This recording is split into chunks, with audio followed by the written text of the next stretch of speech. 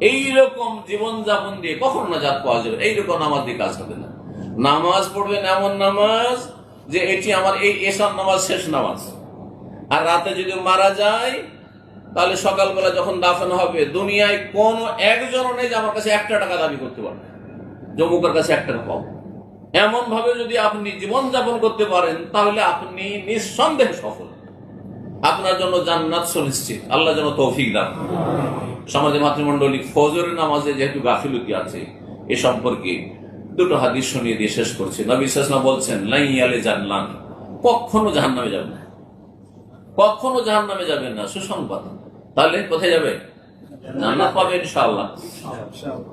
কে বা কারা? মান সাল্লা কাবলা তুলুই শামসু কাবলা গুরুবিহা, সহিহ মুসলিমের হাদিস। যে সূর্য ডোবার আগে নামাজ পড়বে আর সূর্য ওঠার আগের নামাজ পড়বে। কোন কোন নামাজ? সূর্য ডোবার আগে কোন ওয়াক্ত হয়? আসরের নামাজের বেশি গুরুত্ব 5 ওয়াক্তের মধ্যে। আর সবচেয়ে বেশি গুরুত্বপূর্ণ হচ্ছে, ভারী নামাজ হচ্ছে ফজরের নামাজ, সূর্য ওঠার আগে। এই 2 নামাজ যারা পড়তে পারবে, জোহর ছাড়বে না আর মাগরিবও ছাড়বে না, এশাও ছাড়বে না। যারা এইসব কারখানাতে ওয়ার্কশপে কাজ করছেন, তারা মাগরিব ঠিকই পড়ছেন, এশা ঠিকই পড়ছেন। ইল্লা মাশাআল্লাহ, এমনও খারাপ আছে যে মাগরিব এশাও পড়া 4টা দিচ্ছে, রাস্তায় বসে আছে। এত হতভাগা। কিন্তু খুব কম লোকই আছে। বেশিরভাগ লোক দেখা যাবে যে মাগরিবের সাথে পড়ছে, জোহরটাও পড়ে নিল, কিন্তু পড়ে নাকি খেয়ে দিয়ে আসর পর্যন্ত বা আসর পরে একটু বিশ্রাম করবে, পড়লো না, থেকে গেল। আর হাটে বাজারে থাকলো, সেখানেও ব্যস্ত থেকে গেল, পড়লো না গ্রামে গঞ্জে। আর ফজর ঘুমিয়ে থেকে গেল। যেই ব্যক্তি ফজর পড়বে, আসর পড়ে, সে কখনো জাহান্নামে যাবে না। নবী সাল্লাল্লাহু আলাইহি ওয়াসাল্লাম সহিহ হাদিস। আর একটি হাদিস দিয়ে শেষ করছি। নবী সাল্লাল্লাহু আলাইহি ওয়াসাল্লাম বলছেন, মান সাল্লাল বারদাইনে দাখালা জান্নাহ। যেই ব্যক্তি 2 ঠান্ডার সময়ের নামাজ পড়বে, সে জান্নাতে যাবে। ঠান্ডার সময় সারাদিন গরম ছিল, দুপুরবেলা গরম ছিল, আর তারপরে ঠান্ডা হয়ে আসছে মৌসুম। কখন? আসরের সময়। এই আসরের সময় যে নামাজ পড়বে, আর সারা রাত ঠান্ডা ছিল, তারপরে সকাল হতে যাচ্ছে, এখন সকাল হলে সূর্য উঠবে, তারপরে গরম শুরু হবে। কোন নামাজ? ফজরের নামাজ। বারদাইন মানে হচ্ছে ফজর আর আসর। ফজর আসর যারা নিয়মিত পড়তে পারবে, তারা অবশ্যই জান্নাতে যাবে। প্রিয় নবী সাল্লাল্লাহু আলাইহি ওয়াসাল্লামের হাদিস। আল্লাহ যেন আমাদেরকে জান্নাতুল ফিরদাউস দান করেন, জাহান্নামের আযাব থেকে রক্ষা করেন, গুনাহ খাতা মাফ করেন। সুবহান রাব্বিকা রাব্বিল ইজ্জাতি আম্মা ইয়াসিফুন ওয়া সালামুন আলাল মুরসালিন ওয়া আলহামদুলিল্লাহি রাব্বিল আলামিন।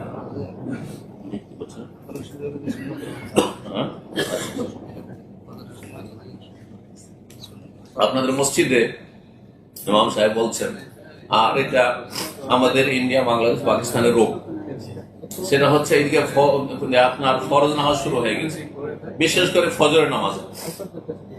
আর দেখা যাচ্ছে যে এই 3 দেশের লোকই বেশি এই ভুলটা করে। আসার পরে ওই আড়ে বা এদিক সেদিকে সুন্নাত শুরু করে দিল। এই নামাজ তো হবেই না রে ভাই। হাদিসে আছে এই নামাজ একামত হওয়ার পরে কোন নামাজ যদি শুরু করেন, অথবা নামাজটা শুরু করেছেন মাত্র প্রথম রাকাতে আছেন আর চালিয়ে যাচ্ছেন, এদিকে প্রথম রাকাত চলেই গেল, রুকু শেষ হয়ে গেল, পিছিয়ে গেলেন আপনি, আপনার সুন্নত কবুলই হবে না। হাদিস শুনবেন না? হাদিস আমার না, কার হাদিস? রাসূলুল্লাহ সাল্লাল্লাহু আলাইহি ওয়াসাল্লাম। তার কথা না মানলে আপনি কোন তরিকাতে আপনি নামাজ পড়ছেন? আপনি কার তরিকাতে উঠবেন? আর কার তরিকে আপনাকে দাফন করা হবে? চিন্তা করুন তো দেখি। কার কথা কবরে জিজ্ঞাসা করবেন মুনকার নাকির? রাসূলুল্লাহ সাল্লাল্লাহু আলাইহি ওয়াসাল্লাম, ঠিক না? নবী সাল্লাল্লাহু আলাইহি ওয়াসাল্লাম বলছেন, ইযা উকিমাতিস সালাতু ফালা সালাতা ইল্লাল মাকতুবা।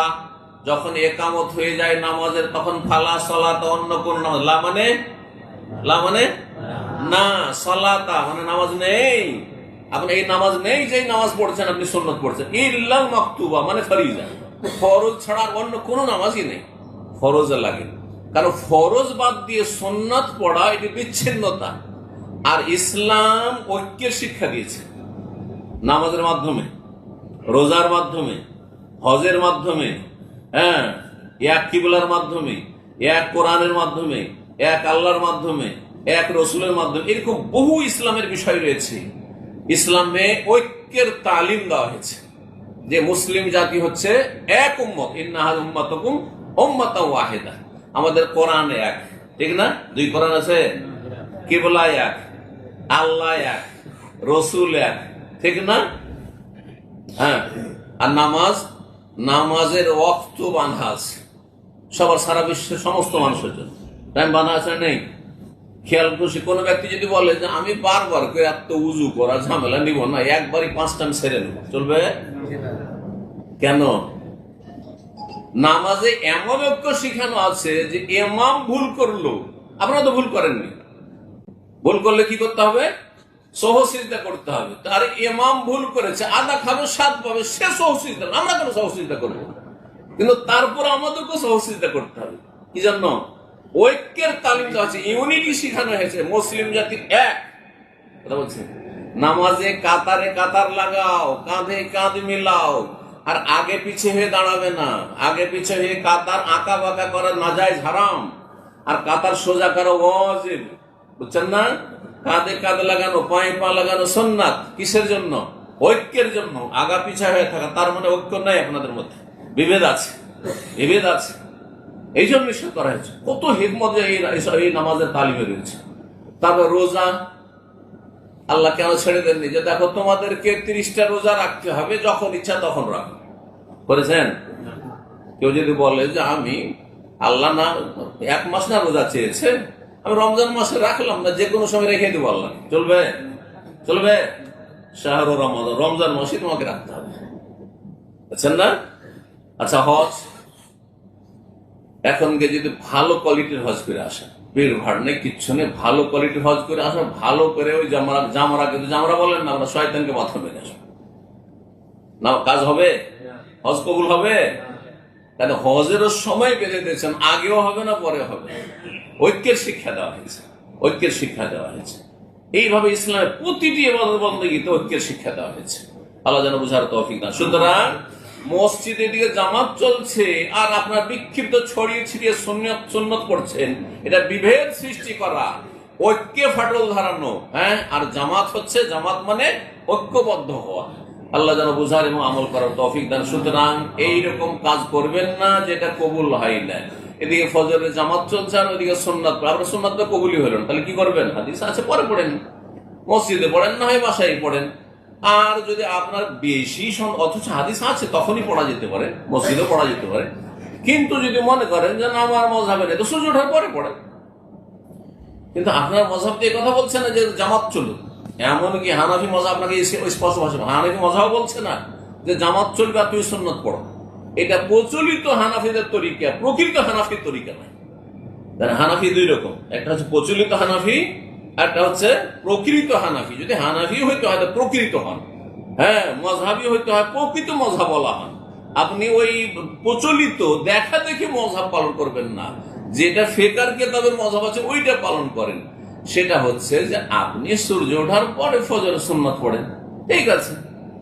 আর হাদিস মোতাবেক যদি আমল করে, অন্য নাইমাইকেম যেমন বলে সাথে সাথে পড়তে পারেন। আবু দাউদে হাদিস আছে, অন্যান্য হাদিসের কিতাবে রয়েছে। এক সাহাবীর সুন্নাত ছুটে গেছিল, আর তারপরে সে আবার 2 রাকাত পড়ছে ফজরের সুন্নাত।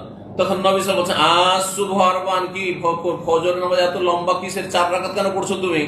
ফজর কি 4 রাকাত পড়ো নাকি তুমি? তখন তিনি বলে, ইয়া রাসূলুল্লাহ, আমার সুন্নাতটা ছুটে গেছিল, তাই ফরজটার পরে আমি সুন্নাতটা এখন পড়ছি। নবী সাল্লাল্লাহু কিছু বললেন না। ঠিক আছে, তাহলে বুঝছেন না? তাহলে ফজরের ফরজ নামাজ পড়ে নেওয়ার পরে সুন্নাত পড়তে কোনো আপত্তি নেই, মসজিদে কোনো এক জায়গায় পড়ে নেন, আপনার কোনো অসুবিধা নেই। আল্লাহ যেন আমল করার তৌফিক দান করেন।